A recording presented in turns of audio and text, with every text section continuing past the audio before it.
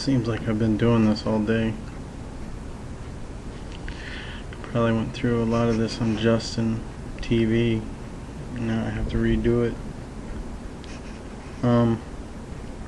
Where was I? Elementary school. Told you that I backed a car into some people's house right in their living room. I think I have switched over to going to live with my father.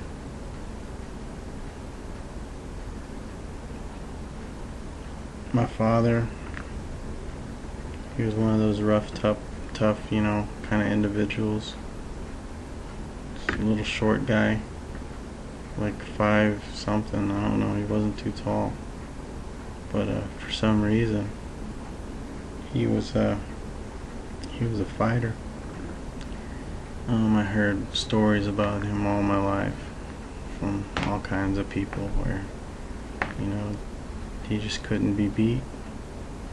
And my mom and my stepmom told me stories about him being surrounded by guys and just, somehow he just walked out victorious. This little bitty Mexican guy, 5'5" or however tall he was. Just for some reason, they couldn't take him down. Or they could take him down, they just couldn't keep him there. He was an alcoholic. He was very controlling, very, had a very assertive personality. He's just always drinking and partying, but he liked to have his family at home, like a picture perfect family at home, while he went out and did whatever he wanted to do. He had a real strong family value, where he wanted to make sure that his family was taken care of and that they were together. He worked long hours, That's one of the good things I'll say about him. He was a hard worker. He always worked, to provide for his family, take care of them, make sure they had food and stuff.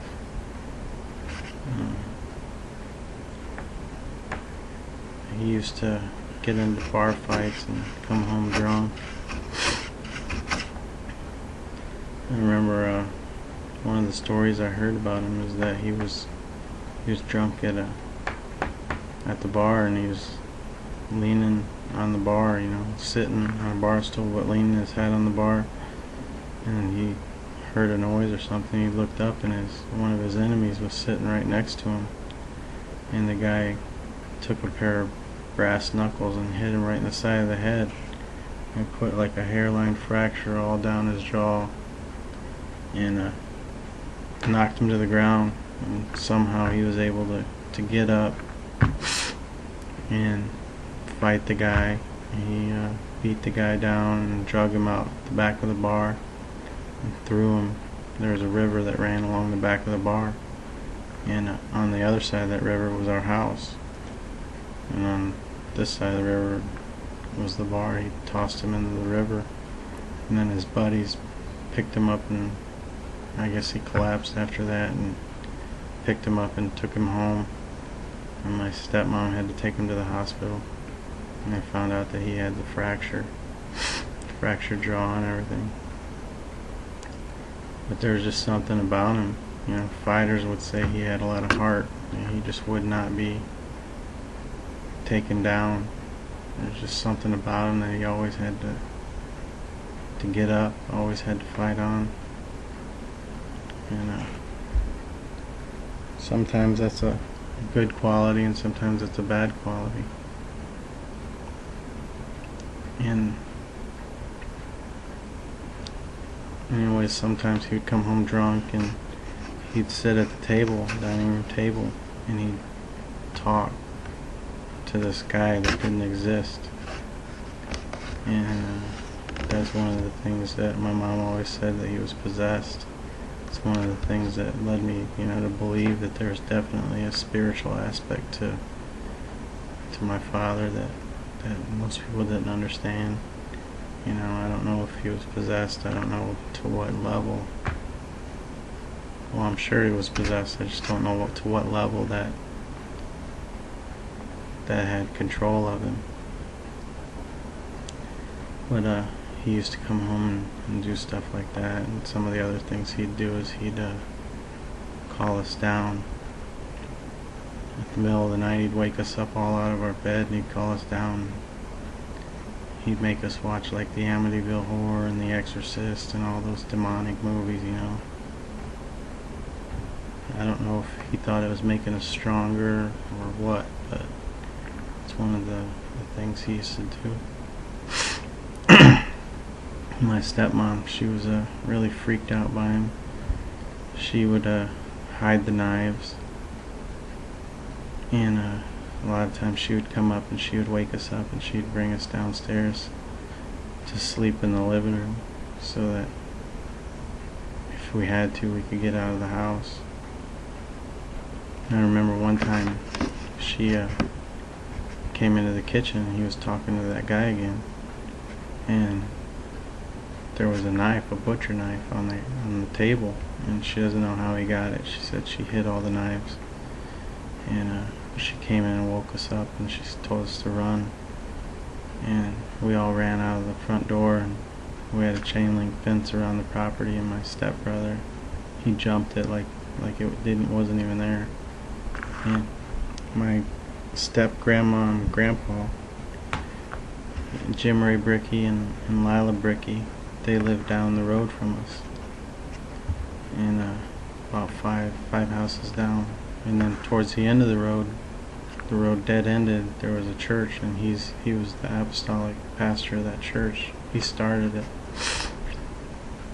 but we ran down to their house, and we went in the house, and they locked us in there. And I heard my grandfather, he was talking to the door. My father was on the other side sitting on the front porch with the knife, and my dad's name was Larry. He said, "Larry, you can't come in." He's like, "You know, your family's safe, they're gonna spend the night here, but you gotta go." And it's funny thinking back on it because, you know, there was a door there, but you know, my dad had a butcher knife, and with his reputation, he was known for fighting and, you know, combat and violence. And my grandpa just told him with words, you know, "You gotta go, you gotta get out of here." And he left. So that was some of the interesting things. Another thing, like I said, my grandfather, he was an apostolic minister. We used to spend a lot of time at his house. And one of the things he said, I don't know if it was that night or another night, but he said that he woke up in the middle of the night and he came out, and my sister, she was out in the living room. I think she was sleeping on the couch, and he said he saw a shadow over her. He said when he came out, you know, the thing just flittered away.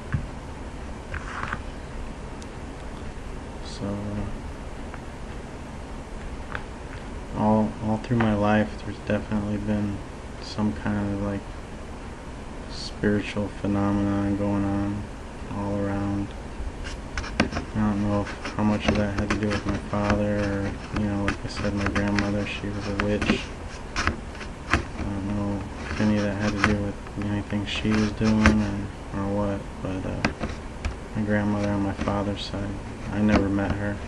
I never met my grandfather on my father's side, but I don't know if that had anything to do with her dabbling in witchcraft or what.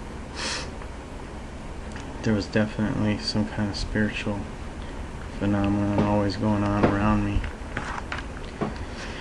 So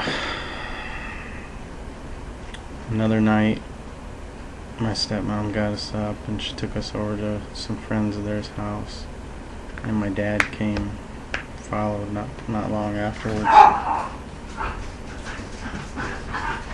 and took be continued.